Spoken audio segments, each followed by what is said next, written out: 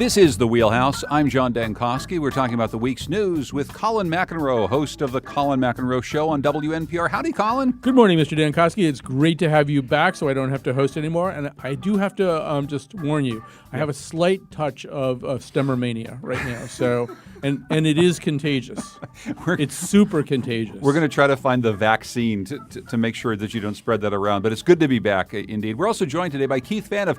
He's the state budget reporter for the Connecticut Mirror, our own budget Obi-Wan Kenobi. Keith, good to see you once again. Thanks for having me back. And Suzanne Bates is here, policy director at the Yankee Institute for Public Policy. Hello there, Suzanne. Good morning. If you want to join our conversation, you can always join us online on our website, wnpr.org/The Wheelhouse. You can find us on Facebook and Twitter at WNPR Wheelhouse. We're going to start our conversation in a place where Connecticut is in the lead of a national discussion over guns. While the shootings at Sandy Hook, of course, prompted Connecticut and other states to pass some tough gun laws, it is another shooting 20 years ago this week that's been the focus. On March 6th of 1998, Matthew Beck stabbed and gunned down four of his bosses at the Connecticut Lottery before turning the weapon on himself. He had reportedly been upset about being passed over for a promotion and a raise. The incident prompted the state's gun seizure law, making Connecticut the first state to enact such a measure. Here's State Representative Doug Dubitsky. This is the type of statute that even somebody like myself who strongly supports Second Amendment gun rights can get behind, because it can actually protect people. It can actually save lives, while at the same time ensuring that there is due process. And now, Colin, other states are looking at Connecticut's law after Sandy Hook. So much of the conversation was about what types of weapons or what types of weapon attachments we might be able to ban state by state or nationally. Of course, federal gun legislation probably is not forthcoming anytime soon. But now, after the Parkland shootings, we're looking back 20 years at this Connecticut law, which states, even including Florida, are seeing as maybe something they can consider. Yeah, well, I mean, we can talk about Florida in a second. I think it's a really good law, but it also, when you look back at the lottery shooting and at the case of Matthew Beck, it's a more complicated equation. It's always a more complicated equation, and it's why you can't make one set of laws that will cover Parkland and Sandy Hook and San Bernardino and Newington, and each one of these things is a little bit different. A few things about Matthew Beck. First of all, he had a very aware and loving family. His father, in particular, knew that he had an adult son with mental illness and was kind of a hovering father who really, really stayed very involved. And of course, he had been hospitalized. He was being treated for depression. He was also being treated by a very talented clinician, a guy that I had some contact with, a guy named Peter Smith, who wound up being sued for malpractice. And there were people who were very, very aware of his problems, of his paranoia and his resentment towards his workplace, and the clinician eventually cleared him to go back to work. I think back in 1998, they just didn't see it. The gun collection, I think today, in a lot of situations, would leap out at a bunch of concerned people, smart concerned people like Matthew Beck's father and like the doctor who was treating him. And part of that is we have to keep having this national conversation. It's why, after these terrible mass shootings, there'll be some people, many of them in the NRA, who don't want to have a conversation about prevention right after this. They think it's the wrong time, all this kind of stuff. No, it's the right time. The more that we tell these stories, the more that we understand these stories. Like the law that we're talking about right now is useless unless people understand how to recognize the situation where it should be triggered. And in the case of Beck, the problem was nobody sort of put together his paranoid feelings with that big, ever-growing gun collection and thought, wow, that's the problem. We've got to get the guns away from him. Because, in fact, I'm sure his father could have taken the guns away.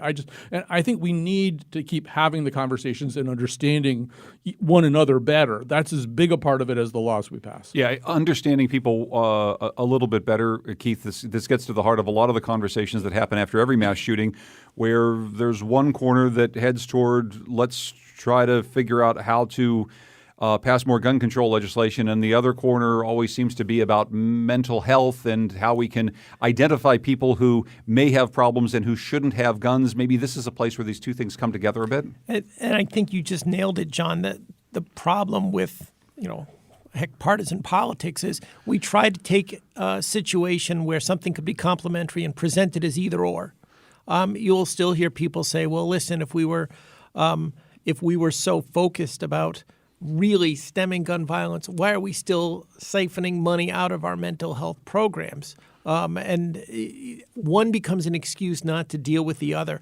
I just also wanted to go back to one other thing Colin said. I thought it's really fascinating. In 1998, that was my I had one session up at the Capitol in 93, but then I got back in 98, and I've been there since. And I remember even after the lottery shooting, it just, it seems like it takes so long for us to what now seems to be common sense to realize, okay, if these guns had been taken away, I just look at the evolution of security in the Capitol. Even after that shooting, you could still enter the lobby of the state capitol from probably 6 different doors.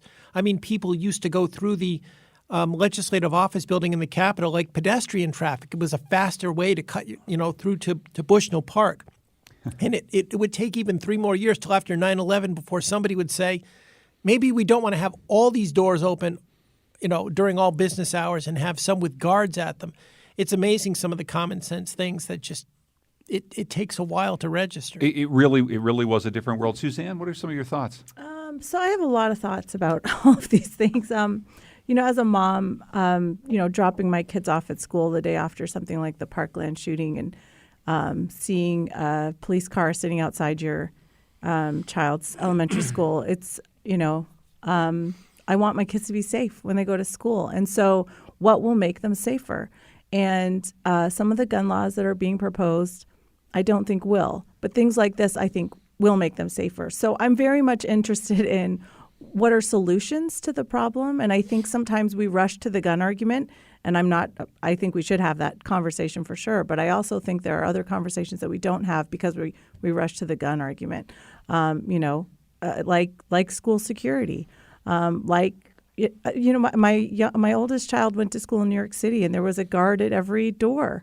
There was only one door in the school, and there was a school resource officer at the door every morning when I dropped him off, and it wasn't scary for him. That was the norm. And we need to talk about why too. Why are kids shooting kids? I mean, anyway. Sorry, I have many thoughts. Well, no, about but this, I think that they're good thoughts. But what's so interesting, though, Suzanne, is we're having a conversation after Parkland that does feel a little different than the conversation. We didn't have a conversation at all in America, frankly, after what happened in Las Vegas. I mean, there literally was no conversation except for a couple of back and forths about whether or not we're going to ban bump stocks, which was something that most people in America hadn't really heard about. The conversation that I think we'd like to have was subverted over the course of the last couple of weeks by talking about whether or not we should arm teachers in schools, not about whether or not we could have school resource officers more prominently featured or better security. I mean, literally a national conversation was had about whether or not we should arm teachers. And I don't know that gets us any closer to the productive conversation that you're wanting to have. Well, I think, look, we live in a part of the country where that conversation makes no sense, but I think there are parts of the country where, maybe that's not the wrong conversation to have. I think, every time we shoot something down or stop talking about something, we don't make things better that way, right? So in Connecticut, arming teachers isn't going to work. Okay, well, let's move on. Like, what does work? What will make our children safer? I think that's the focus that we need. And some of the rhetoric, it's been so heated and so divisive. I hear Senator Murphy, I just find some of that rhetoric so divisive. There are people who really strongly believe in Second Amendment rights. And Condoleezza Rice was on The View the other day talking about this. And she was talking about how, during the civil rights era, there was civil society had broken down and they weren't being protected by the police. They felt like they were being hunted by the police. And her father and other black men in her community were armed and were protecting, their community. This is not, I agree with Keith that this is not an either or. We need to talk about all of these things, but I think we need to be thoughtful about the conversations that we have. I think one of the reasons that the rhetoric has gotten so heated is because there's been so little action. And I think if Chris Murphy seems like he's flying off the handle sometimes, it may have to do with actually having walked Sandy Hook parents through the halls of Congress looking for some kind of progress on this and being told, no, we're just not going to do anything. We don't care that, that your kids, your little kindergarten kids were murdered. We don't care. We're not changing the gun laws. And I do have to say, and I hate saying this in this situation because I don't like being hyper-partisan. This is a Republican problem, all right? The Republican Party has refused to do anything about this. This isn't a national problem. It's not a bipartisan problem. The Republican Party, because of their deep involvement with the NRA, has obstructed meaningful gun legislation for decades now. And it's another reason why maybe you're hearing some heated rhetoric, because they won't do anything. And I do think we're at a turning point now when you hear some of the things that maybe Senator Rubio and others are willing to talk about. We may be at a turning point. But I think it's one of the reasons people have gotten really angry, because these things keep happening, and the answer is always, nope, not doing anything about it. Sorry. And the flip side, I think, is when Republicans hear things like they don't care about children, right? That's just so untrue. Well, it may be just untrue. So untrue. And I didn't say that. I just said Republicans won't do anything about it. Senator Murphy walked families around and that they heard, that Republicans don't care about these kids. Of course. I didn't say that. I just said they wouldn't do anything. I didn't say they don't care about kids, but if they won't do anything, they've got to live with that. The path to solution, right? People see different solutions here. Right. And I think, when you say that the other side doesn't care about kids, and some of the rhetoric. Never said that. No, I'm saying Senator Murphy, some of the rhetoric he has used, it's been so inflammatory that it just shuts the conversation down. But really, when you're walking families around, you're just looking for a bill on background checks, universal background checks, which is a pretty easy get for most Americans. And you've got congressmen essentially turning their backs on these families. Yeah, that's why people get mad. That's why these kids in Parkland are so mad, too. So what's interesting here, Keith, is a state legislator, Arthur O'Neill, who's been involved in this issue for quite some time, a Republican, has been pitching this gun seizure law around the country. He's been saying, Connecticut's law that is in place in some form in a couple other states is something that other states should look at. And as Colin suggested, Florida Senator Marco Rubio, who quite famously post-Parkland shootings stood up and did a town hall meeting and just got destroyed by people who were there who said he wasn't doing anything, now seems to be moving in a direction that Art O'Neill and others in Connecticut from his party think he should go. I don't mean to be cynical, but I think it comes down to, I'm kind of going to echo a little bit of what Colin said. It's such a polarizing issue, and sometimes we get these issues that are so crucial, nothing really changes until people are willing to risk their reelectability. And that's what it comes down to, because there certainly are some states where to come forward with the type of changes that we're talking about would cost people their jobs. And there are a few times in history when it will get to a point where somebody's going to say, yeah, but I can't see any other solution. And I think that's where a lot of the frustration comes from, because regardless of how you feel about the issue, I think everyone would agree here, there are some people who are saying, I want this level of action, whether it gets you kicked out of Congress or not. Well, and I think, Suzanne, that's one of the issues in Connecticut is you can be a Republican in Connecticut and not risk your reelection by taking a firm stance on guns, because Connecticut is Connecticut. And so we can have gun laws that are quite a bit different than Florida or Georgia or a lot of other places. The problem is, and we see this all the time, is that without any sort of national action on gun reform of whatever sort, meaning background checks, changing the availability of certain weapons for certain people, all of a sudden you have a flow of guns that will not stop at state borders. Connecticut can have all the protections it wants, but if somebody else somewhere else decides we want to arm whoever with whatever weapon, those weapons will come here. And that's why that national conversation that Senator Murphy is trying to have is very much different than the one that's happening up here at the state capitol. No, absolutely. And I think that people in Congress should have that conversation. And I hope that there are solutions like universal background checks, like this law that Connecticut has, that could be passed nationally. I don't think Senator Murphy is helping the conversation. I don't think he's furthering the conversation with his rhetoric. Well, let's ask Colin whether or not Luke Bronin, who's running for governor, he's the mayor of Hartford, whether or not he's helping the conversation by asking lawmakers to delete the NRA from state statutes. I guess I didn't know that the NRA was in any state statutes, but this is what he wants to do. Yeah, I think it comes as a surprise to a lot of people. I'll say this. It's an interesting thing to bring up. And so we should say the NRA is in state statutes in terms of requirements for safety courses. It says you either have to take as part of the permitting process, you either have to take an NRA course or a similar one. And I think people are surprised to hear that the NRA is privileged in statutory language in any particular way, especially given kind of the role that they've played in this debate over the last couple of decades. I don't know that changing that language would materially affect anything. I think probably the same gun safety courses would be the same gun safety courses. On the other hand, I had, I think, the same reaction a lot of people did, thinking, wow, yeah, why would they be written into the law? I mean, that's even kind of unusual and maybe an indication, one of many, many, many indications of their incredible lobbying power, that they get themselves written into the law as the dispenser of gun wisdom.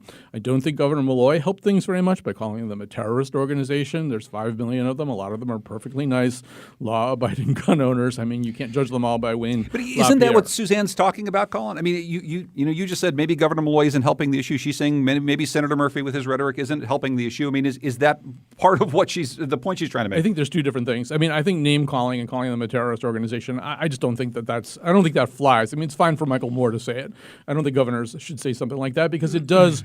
It just starts describing 5 million Americans who include some perfectly nice people. I think for Murphy to get mad when there's no action and when so much of the process does seem to be controlled by the NRA, the way there's statutory language at the federal and state level that just seems like, why does Florida have a law that penalizes towns that try to enact any gun law stronger than the existing state law, that you can be punished by the state? Like, who wrote that law? How did that law get written? How could such a law like that even exist, that a town can't have a tougher gun law than whatever the state law is? I mean, that to me feels like something, the work of NRA lobbyists. And I can understand getting mad about that, and I can understand Murphy getting mad. Yeah, he brings these families to Washington, and people kind of turn their backs and say, nothing we can do. I understand that kind of anger. I think the name calling probably isn't going to help very much. Yeah, I mean, the laws are passed by people who've been elected. I mean, there are a lot of people who feel very passionately about the Second Amendment. And I think that Senator Murphy, if he really wants a solution, needs to act more like someone who wants a solution instead of someone who seems to want to throw bombs and accuse people of having blood on their hands. That kind of rhetoric doesn't bring people to the table and to a solution. If we want to talk about things that Connecticut could or could not do to put money where its mouth is, we read, Keith, in CT News Junkie this week that Connecticut does have something like $16.5 million of investments in 6 pension funds invested in 5 companies that manufacture guns. Is this something that anybody talks about at the Capitol, whether or not the state should, given its strong anti-gun stance, seemingly, should divest itself of investment in some of the gun makers, including some that exist right here? Honestly, it does not get much attention at the Capitol. My cynicism's coming out. I think like a lot of fiscal issues, it does not get a lot of attention. I do think you're going to begin to see some discussion on it.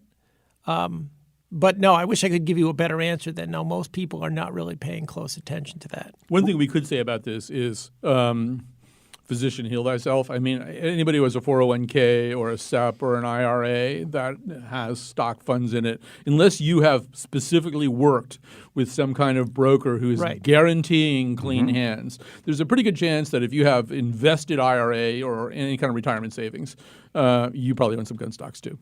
Colin McEnroe is host of the Colin McEnroe Show on WNPR. Keith Phaneuf is state budget reporter for the Connecticut Mirror. Suzanne Bates is policy director at the Yankee Institute for Public Policy. When we come back, we're going to be talking about the Commission on Fiscal Sustainability and Economic Growth. I know that doesn't sound exciting, but trust me, the conversation we're going to have about it is going to be gripping here in the Wheelhouse.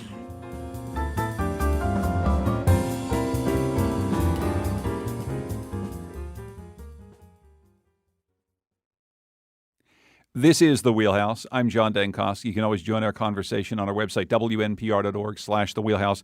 Find us on Facebook and Twitter at WNPR Wheelhouse. Joining us is Keith Faniff. He's state budget reporter for the Connecticut Mirror. Suzanne Bates is policy director at the Yankee Institute for Public Policy. And joining us, as always, is Colin McEnroe, host of The Colin McEnroe Show on WNPR. He ably sat in my chair for the last couple of weeks while I was away. And you've got your own show to do today, Colin. What's on your show? Well, assuming that we don't get snowed out somehow, which I don't think is going to happen, we're going to be talking to Yascha Mounk. He's a political theorist we've worked with in the past. What he writes about, and particularly in his new book, is the notion that we see democracy as something that it's a kind of progress which, once it's achieved, it stays in place, which actually was the case for quite a long time. But you look at countries like Poland now, or maybe even look at the most recent Italian elections, and it does appear, though, that you can you can lose democracy. Democracy is more fragile than people really understand, and there might be even some reasons here in the United States to bear that in mind as we move ahead. I really hope that conversation doesn't get snowed out, because I want to listen to it,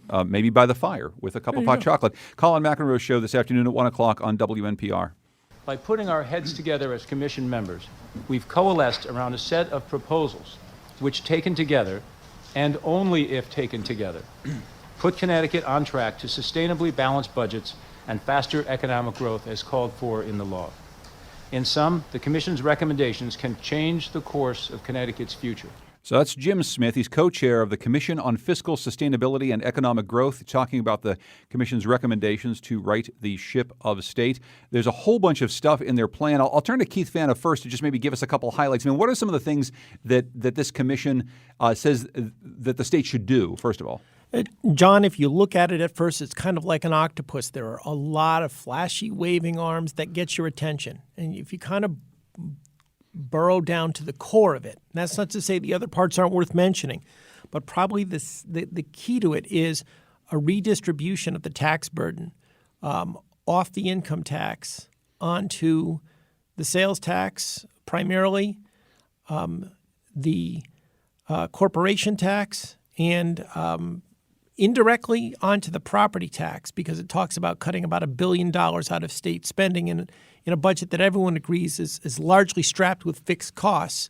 And there's not much of any place left to go. We're already seeing this trend, except to cut municipal aid. There are proposals to legalize tolling, raise gas taxes. There is a proposal to try to promote some proposals to promote regionalization, probably not as much as I think some people were looking for. You've got, again, some big flashy things like let's try to create some new urban campus with a specialization on science and technology in one of our big cities. But there's not really any breakdown on how we're going to pay for something like that. I think more than anything, what I was struck by this was that it seemed like just about every single group along the political spectrum had a part of this that they claimed was a non-starter. That, I think, is the biggest concern. And before I turn to Suzanne and Colin for some feedback on some of these ideas, what we heard Jim Smith say is these recommendations, if taken together, and only if taken together. So you're talking about this octopus that has all these arms, and a lot of people don't like some of the arms, but maybe they like some of the other arms. But he and his colleagues on this panel are saying that this is a plan that's got to hold together. A $15 minimum wage increase has to hold together with the shifting of taxes in the building of this new college campus. That seems like the hard part. Right. I get what they're saying, though, without condemning or condoning, because they're basically saying we structured it so that these elements are all synergistic and they work together. Now, whether people actually agree that would be the result is another thing. But I understand what they're saying. We're saying they're definitely placing some real burdens on labor. I should have mentioned, they're saying when the current CBAC contract expires in 2027, basically let's end collective bargaining, to decide fringe benefits. That should be resolved by the General Assembly. So there won't be any more negotiating for vacation benefits, retirement benefits, healthcare benefits. I think when they're making some of these proposals, that's when they're saying, okay, we need some offsetting things. I still think, though, that's why I try to really look at what's it doing more than anything else. And they're because the second half of that long-winded name we were kind of joking about is economic growth. And I'm not dismissing the idea of tolls. I'm not dismissing the idea of the urban campus. But the biggest way they're trying to move the numbers is to ease tax burdens, particularly on the wealthy. Because if you take $2 billion off the income tax burden, about 3/4 of that are going to come from households probably making more than $500,000 a year. You're going to shift it primarily onto the sales tax with a higher sales tax rate, and also by getting rid of a lot of sales tax exemptions, a portion onto corporations, and a lot onto the property tax base. That's very similar to the strategy that Tom Foley espoused in his campaigns, which is economic growth sort of through trickle down and undefined spending cuts that we'll find somewhere. Well, we can see where we can cut, and all that's really left in big numbers is town aid and to a smaller extent higher education. That philosophy hasn't really sparked a lot of economic growth. I mean, when we, John, when we created the state income tax, we cut taxes on capital gains and dividends for the wealthy tremendously. And that didn't produce some huge growth in Connecticut's economy. That's the part where I think this is struggling to gain some traction, this report. Colin? First of all, I think we should say, I don't know if we've said it yet, this commission is, I believe, a creature of legislation. I think it wound up in the budget bill or an implementer or someplace like that. So it's a creature of legislation, and it's a bunch of people who are, for the most part, real luminaries in the business world and in related areas. I just want to say, first of all, that it's a very public-spirited endeavor, and they've given their time and their brain power generously. I think that's all needs to be. Two of them, I should say, are friends of mine, Greg Butler and Roxanne Cody. I think all that needs to be acknowledged before we start picking it apart. And we should acknowledge that the Robert and Margaret Petrocelli Family Foundation is a funder on Connecticut Public Radio. Bob Petrocelli is one of the co-chairs, along with Jim Smith, who we heard from. Right. So that said. Or having said all that. Okay, I'll quickly try to run through 4 problems I have with it. The first problem is they have correctly identified one of the, and this is something Keith has talked about a lot, what they group in as exemptions. So these are people who don't have to pay or have to pay less. Or institutions or whatever. There are exemptions to our tax system that have been granted over the years on a piecemeal basis. They say it's, I think, $5.2 billion per year. If you eliminated all of them with a magic wand, you'd have $5.2 billion in new revenue. They don't have a magic wand. They talk about eliminating, I think, 14% of the existing exemptions, but they don't say which 14%. They correctly identified that part of the problem is that some of these are lobbied for by very effective lobbying firms who go in there and get these exemptions in the name of economic development or whatever else. Unless you're planning to send the lobbying core of the state capitol to Guantanamo, I don't think you're going to successfully disturb a lot of this stuff. And if you don't specify where the 14% is, chances are the people with really good lobbyists are going to make sure it's not their 14%. To me, that's a recommendation without meaning. If you can't get more specific about it and say how you're going to do it and how you're going to fend off attempts by everybody to preserve their little cookies, it's words that don't really have a lot of meaning. I would sort of say the same thing about this $1 billion in efficiencies. So Keith mentioned those. And remember, everything has to work according to them. All of these things have to work. They have to be passable by the General Assembly. They have to work. So one of the keys is $1 billion in efficiency. In non-fixed costs somehow. How do they know there's $1 billion in efficiency? Well, they asked a consultant. What kind of consultant? Well, the kind of consultant that they would recommend hiring to do this cutting. In other words, all they really say in that recommendation is we should hire a consultant who can come in and cut $1 billion. And how do we know that can happen? Well, we asked one of those consultants. Well, I don't. Once again, that doesn't prove to me that there's an easy. I could go in there and cut $1 billion. Right. Could you just maybe show us $500 that you could cut just on your own? But you can find that money, because I tell you guys, I'm thinking of a number between 1 and 4, and it's not 1, 2, or 4. Yeah. We can figure out what number I'm thinking about. And the same thing with the exemptions. Okay, 2 out of every $3 in tax breaks we provide right now are on the sales tax. A lot of the other ones that we don't would be very, very impossible to move, arguably for good reason. On the corporation tax, a lot of them what we call business inputs. If you start taxing things businesses use to make products, you're just going to drive up the price of the product.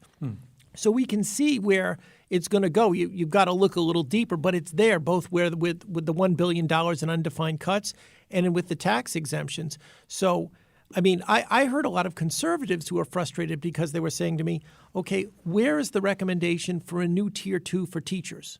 Where was the proposal for if we're going to reduce state spending, which is ultimately going to reduce aid to cities and towns, what are we doing to help towns curb those costs? I'm not saying I think there was a lot of value in the report, but I think it just shows how deep the problem is. And I think people felt that they needed to be shown a little bit more. How are we going to make these things work? I think they wanted it fleshed out. Let me just mention two more things really quickly. One of them is Keith has also alluded to this. Look, there's one chart in the report that shows sort of what kinds of taxes we rely on the most and in what proportion. And if you look at that chart and it compares us to other states, it's pretty clear that we rely on the property tax to a much larger degree than almost any other state except New Jersey.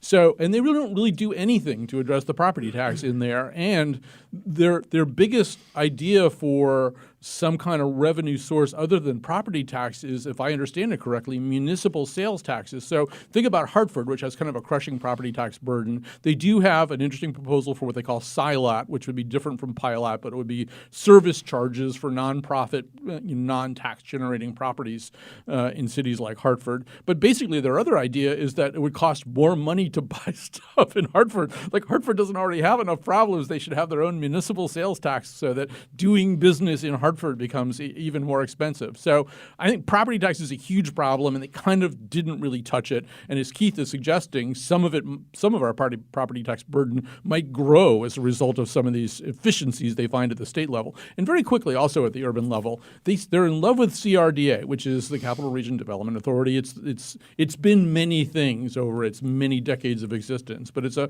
regional quasi-public, which they think should be used as a model for at least two other cities. I would use the CRDA to teach bad public policy. I think the CDRA is a massive failure. If you think Hartford's a basket case, which I think this report kind of argues at times, blame things like the CRDA, which are very, very poor models for economic development. I was shocked. I mean, I kind of threw up in my mouth a little bit when I got to that part. I thought, really? The CRDA? Because where Front Street took 20 years to develop and it still doesn't do what it originally set out to do? That's your great model. Acid reflux is one of the things that comes along with the stemmermania. Yeah, so please just consult your doctor. Suzanne, what do you see?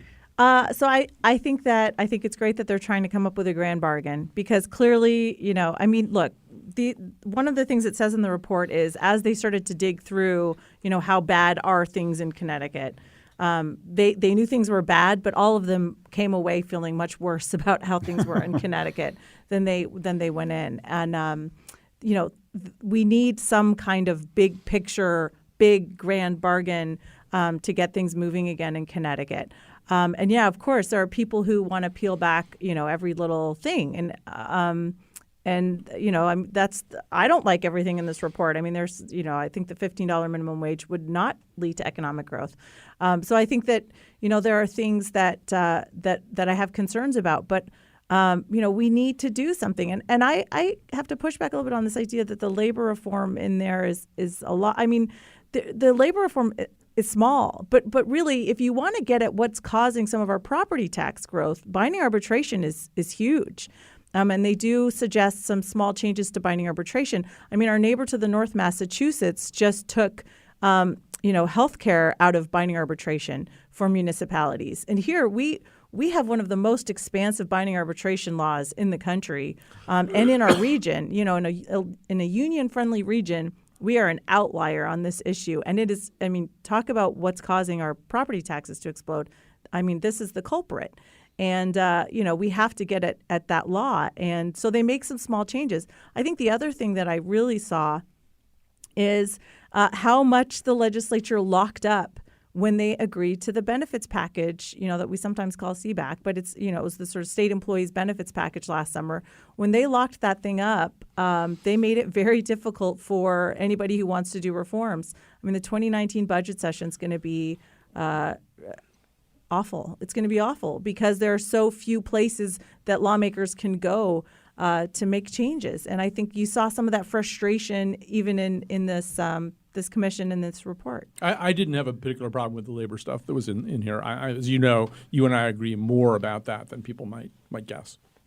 So Keith, I mean, what are the chances for some of these reforms or all of these reforms to actually be acted on by the General Assembly, given the fact that there are so many people that hate so many things that are in there, the fact that labor, as we've said, has a huge problem with it, and just frankly, we haven't really talked about this, that some people have raised some questions about the makeup of the panel itself, the fact that labor representatives aren't on it, the fact that it seems to be, to some extent, a bunch of rich people, and that there hasn't been maybe as much transparency about the process as there could be. I mean, I don't know. It feels as though this is all a lot of work that's going to either be not acted on or torn apart limb by limb by the legislature. As far as this year, I'd say the chances are somewhere between very slim and bupkis, and that's not even a failing of the commission. That's the complete polarization of the legislature, narrow margins, election year, everything we've heard before. People just aren't, quite frankly, ready. And even if you say, well, isn't there something like, okay, couldn't we pick this item? The danger with that is someone else will say, I've got another item that I think we could pick that's safe. I predict this year, the legislature is not ready. But let me just push back and say, sure. But I wonder if the commission, there's been a conversation for several years now about electronic tolling and the gas tax, something that I think all Democratic legislators who might want to consider this want some cover on, right? Does the commission provide some cover for a larger conversation about increased gas tax or tolling on the highways that we wouldn't have had before because people don't want to touch tolls? But the commission seems to think that this is a key part of whatever Connecticut needs to do moving forward. I think they provide some cover. Is it going to be sufficient to move the needle on tolls? Probably unlikely. Maybe you have a shot at a small, we'll call it a patch-style gas tax increase. Somebody figures out, if I put 2 or 3 pennies on the gas tax, would that be enough to stave off during the summer and the fall while I'm running for re-election? A reduction in weekend rail service in the Danbury or Waterbury line, or will that keep this train station open? Maybe. And even that, it's just so difficult right now. I just wanted to quickly add on this group. In their defense, because, I say there is no good root canal, okay? These guys are dealing with a problem. There was no plan they were going to give that people were going to like. And the Root Canal Commission would have been a nice idea for a title. But anyway, please continue. There's no good fall out of a third-floor window. It's like, exactly. I want a much better fall. If they had come out and said, hey, let's raise taxes tremendously and pay down debt and let's make all these investments, inevitably, people would have, pointed out accurately that's going to weaken our economy. We're going to get diminishing returns. But by the same token, when they come out and they say, listen, let's shift income tax burdens onto consumers and businesses, and they concede, well, yes, the primary benefit is the wealthy, but that's just a byproduct. That's not what we were aiming for. And by the way, you can argue that whatever economic growth, if any, you get out of that is still not going to match the rising debt costs. It's still going to worsen wealth inequality. You're still going to have more people without health care, more people without access to higher education. None of these, no matter what, I tried to take both ends of the spectrum. Nothing's going to look attractive when you're dealing with a mess like this. And as much as we talk about it here, a lot of legislators still aren't ready to accept that it's going to get worse before it gets better. I can actually, I have to turn to Suzanne quickly because when I said the word tolls, you actually made a face that I could feel, not so much as see. And so I just wanted to quickly turn to you to either comment on that or on what Keith just had to say. So I mean, on the tax plan, I actually like the tax plan because I think it restructures to make it more stable. I mean, if our system is going to be destabilized every time a rich person moves out, then we're in trouble. So we need we need to create a more stable tax structure. I'm sure there's anecdotal evidence to back that up. Well, So I mean, and then on the tolls, I mean, look, the tolling system that's being proposed, right? I mean, we're talking about 13 of those tolling stations in Massachusetts versus 72 that are being proposed here. I mean, it's going to be a huge talk about a transfer onto the working class. I mean, who are the people that travel the farthest to go to work? It's the working class in Connecticut. Everyone's, we need to catch the cars that are coming from out of state. Fine, that's a nice idea. This will mostly be paid by people who live here. And so it's a huge extra tax essentially on And we haven't really talked about why our state transportation fund is so broke. It's because we put the money in the wrong places, and so it's the whole tolling conversation is very frustrating, I think, for those of us who see it as an extra tax. But I know we have to move on here. I just want to say one thing, though. I mean, I think in insisting that all this stuff is tied together, that it can't be cherry picked, you can't pull out some things and keep other things. And let's pass over Mr. Patricelli's somewhat awkward metaphor for all of this. They've kind of doomed this thing to a life on a dusty shelf somewhere. I think it's a noble effort in a lot of ways, but if that's really their position, just to put it into something that will conform to your recent past, John, last week you were in the rainforest. It's like, have you seen the way the legislature acts? Have you seen the way that they fumble and stumble over much more pedestrian kinds of reforms and changes? It's a little bit like, John, that you took a large, complicated box of a future piece of IKEA furniture out there and put it down for the monkeys and said, I want that assembled by the end of the day and do it right, and then stormed away. What's the likelihood the monkeys are going to have the chest of drawers ready for you by the end of the day? Well, I mean, doing that with the legislature, saying, look at this complicated thing. You got to do it exactly the way we told you. Don't screw it up. I mean, that's just not very realistic. To be fair, Costa Rica has some very well-organized and thoughtful monkeys. But anyway, Keith, the last thought on this? I got nothing on the monkeys in the chest of drawers, but and I agree with Colin in part about the shelf. I just don't think it's a dusty shelf, because one of the real services this commission did, and it's important, it's subtle, but it's important, they burst some more balloons. There are still too many people on all across the political spectrum who think there's got to be some way to get out of this with no pain or inconvenience. And more people are finally looking at it. I agree with that. I think some of the language in this report is really good and constructive. People they sobered up a few more people.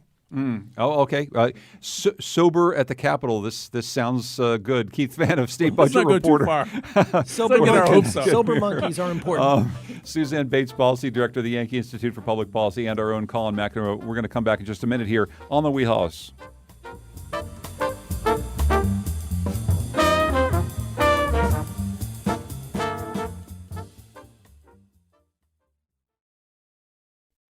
This is The Wheelhouse. I'm John Dankosky. We're talking about the week's news with Colin McEnroe, host of The Colin McEnroe Show on WNPR, Suzanne Bates, Policy Director at the Yankee Institute for Public Policy, and Keith Vaneth, who's the State Budget Reporter, the Obi-Wan Kenobi of the State Budget at the Connecticut Mirror. The nomination of Andrew McDonald to be Chief Justice of the Connecticut Supreme Court has become a nasty partisan political fight. Here's Governor Malloy defending his friend, his political ally, and his nominee.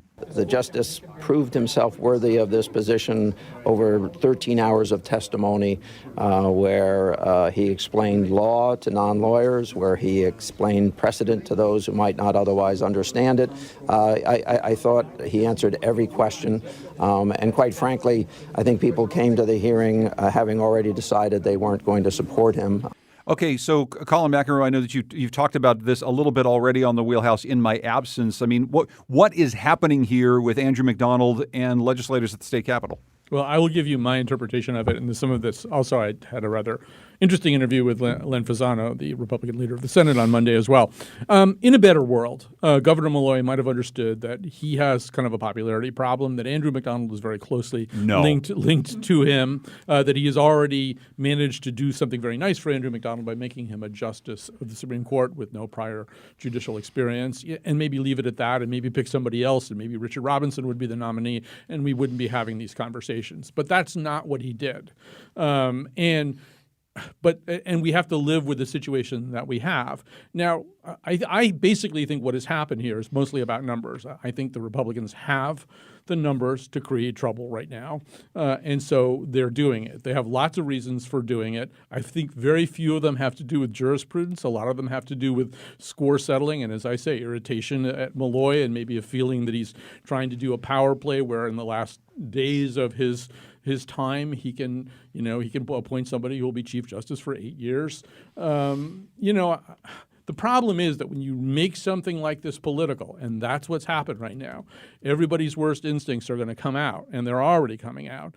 And I think it's ultimately unfortunate. I also think that the power of the Chief Justice of the Supreme Court of Connecticut is somewhat overstated and somewhat overrated. Some of the people who've held the post have been very powerful, but basically you're taking a justice and adding some administrative duties to that justice and some leadership roles. I just think what's going on is unfortunate right now, and I think it's going to get worse before it gets better. So I think that's interesting because I don't know that it's necessarily just a partisan issue, right? I mean, you have a Democratic state senator who's come out and said she's going to recuse herself from the vote because of some bad blood between her and Andrew McDonald. So yes, the Republicans have sort of been, opposed to him as well. But I mean, there are Democrats who are also raising concerns. Just to be clear, Senator Schlossberg has recused herself because of longstanding things that go back that involve two different cases argued by her husband, one of which was argued on the other side by Andrew McDonald's husband. This isn't about her feeling that, or her stated feeling that Andrew McDonald can't be a good Chief Justice. What she's saying so far is, I can't be impartial about this. I shouldn't vote on it. But when you read the exchange that they had that was, captured in this legal document, I mean, it sounds like there's some bad blood there. I mean, he, screamed at her in a way that, sounds quite disturbing. And I think there are people who have I don't think this is just partisan. There are people who have legitimate concerns about, some of the decisions that he's made. And so. Like what? I go back to the Catholic Church bill. That's not a decision. That's a bill. Well, I'm sorry. So the bill that he made, the bill that that to me, right? I mean, religious liberty is one of those first principles, right? If he's not capable of seeing why that bill was a problem. Well, that bill didn't pass. He ultimately, apologized for it. I believe the fact that he proposed it. Well, I mean, it was so clearly unconstitutional. Correct me if I'm wrong. Was he not asked by some Catholic lay people to propose something because of an embezzlement problem that they'd had? Sure, but lawmakers are asked to put forward legislation all the time, and it's easy to turn around and say to your constituent, "Hey, that's not constitutional." But the number of state legislators who have proposed or sponsored bad bills is roughly equivalent to the number of state legislators. And the Republican position on this is the official stated Republican position by every person who's opposing him right now is this has nothing to do with anything he did as a legislator. This is John Kissel, Len Fasano. They've all said they think he was an exemplary legislator. They've said that again and again. So I think it's unfair to sort of say, well, it's really about this bill that he proposed a long time ago. But I think it gets back to Colin's original point, which is it very much, Keith, is a political appointment given his long tenure in the legislature. And whenever you have a former legislator who has a series of bills that he's voted for or voted against, that comes up into the conversation. Exactly. I follow Suzanne's point. I just don't think it's sufficient, though, to say, well, listen, I can point to, for example, a fellow Democrat who had issues with him, and I can point to some substantive areas where Republicans disagree. They absolutely do. And I realize Chief Justice is not the same as an Associate Justice, but he was overwhelmingly confirmed as an Associate Justice with a lot of Republican support. Yeah, 30 to 3 in the Senate, knowing about that horrible Catholic law. I go back to what Colin said. Look, the numbers have changed. What you said, John, Governor Molloy's popularity has changed, not for the better for him. And the fact is, when the administration came in 2011, they came in with a lot of energy, and they were certainly criticized as being arrogant, as kind of running roughshod over the Republicans. And I'm trying to remember how Colin referred to it. I might be recalling this wrong. There were some bitter feelings, or there's some lingering resentment. And that adds up. That absolutely adds up. And I think all those things come into play. That's not to say that there aren't people who didn't agree, but I mean, there were all the same philosophical differences. The matter of the legislative proposal when he was a senator regarding monitoring of the finances of Roman Catholic parishes. That certainly was not an obstacle, as Colin pointed out, when he was confirmed as an Associate Justice. So what's really changed since then to me more than anything are the political numbers and, quite frankly, the growing frustration over the years with the administration. So, Keith, what happens at the state capitol with this? I mean, not the numbers in the Senate? Boy, this is one where you hate to just make a prediction, but how does the governor really rescue this when he can't even get himself into the budget? Notice how I brought that back to the budget, into the negotiating room, okay? He's still really on the outs in so many ways with his own party. We've got a session that's only going 2 months. It's going to be hard. In 10 seconds, I'll quickly say, I think Fasano and Claridis are the ones who are going to figure out how this comes out. And they may have to think about what the ultimate effect on them is going to be. In other words, how are they going to be understood by the public if they go against McDonald on this? Colin McEnroe hosts the Colin McEnroe Show on WNPR. He'll be talking about Can Democracies Die later on today. Keith Vaneff is state budget reporter for the Connecticut Mirror and a Jedi Master. Suzanne Bates is policy director at the Yankee Institute for Public Policy. Thanks so much to Scott Breedy, who produces The Wheelhouse. The executive producer is Katie Tolarski. Our technical producer is Kion Wolf. We'll be back next week.